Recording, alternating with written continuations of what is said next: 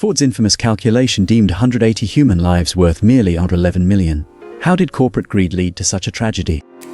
In the heart of the American auto industry in the 1970s, a race to develop affordable vehicles resulted in devastating consequences. When Ford's CEO Lee Iacocca demanded a subcompact car that weighed under 2,000 pounds and cost less than $20,000 in just 25 months, urgency overshadowed safety. The legacy it left behind would forever alter perceptions of corporate responsibility. The Ford Pinto, envisioned as a game changer, instead became a cautionary tale of negligence and ethical breaches. Here's the part nobody's talking about. Join us as we unpack the shocking details behind this disaster, revealing how profit-driven decisions can cost lives and tarnish a company's reputation.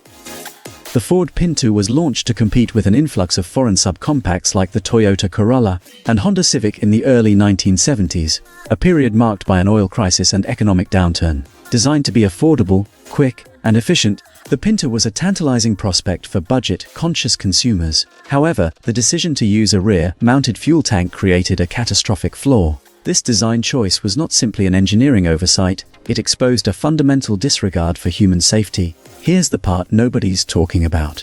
Behind the sleek exterior lay a ticking time bomb, a deadly gamble that would result in tragic consequences. The Pinto's launch amid changing market dynamics and corporate pressures set the stage for the unfolding drama of greed versus safety. And here's how this energy move ripples into the broader market. The implications of Ford's decisions were dire. From 1970 to 1978, an estimated 180 people lost their lives in horrific crashes linked directly to fuel tank explosions in Pintos, leading to a wave of public outrage and legal battles. The ensuing lawsuits resulted in settlements costing Ford hundreds of millions, significantly damaging the company's financial standing and reputation. Notably, the Pinto saga revealed a deeper issue: the irresponsible prioritization of profit over human life. Here's the part nobody's talking about. Many victims were innocent individuals who trusted the brand to deliver safe vehicles.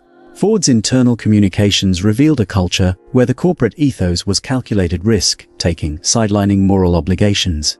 This danger transcends the Pinto story. It raises fundamental questions about corporate ethics and accountability. The brand image, long synonymous with American ingenuity, was tainted by the realization that corporate greed could lead to catastrophic harm. Each crash and fatality was not just a statistic, it was a life forever altered by corporate negligence.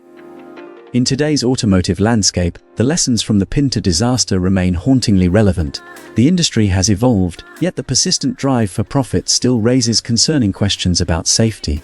In 2020 alone, automakers were hit with over $200 billion in settlements and regulatory fines related to safety claims, echoing the concerns raised during the Pinto era. From the perspective of investors, the risks of negligence could result in staggering financial losses.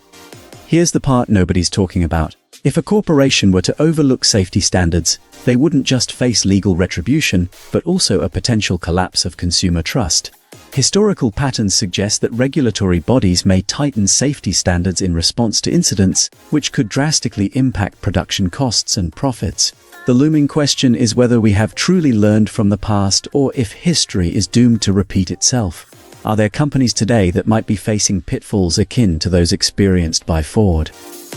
While today's vehicles feature advanced safety measures like automatic braking and collision detection systems, the ethical dilemma surrounding corporate motivations persists.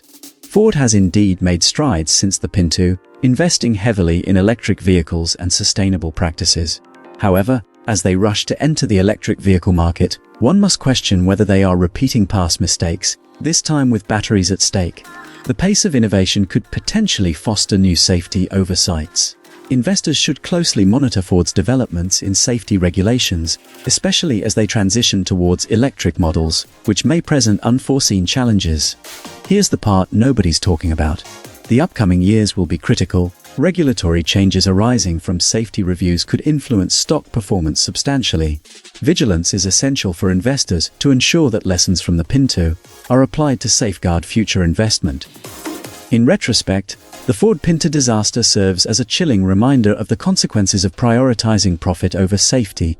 The decision to view human lives as mere financial numbers led to catastrophic outcomes that affected countless families.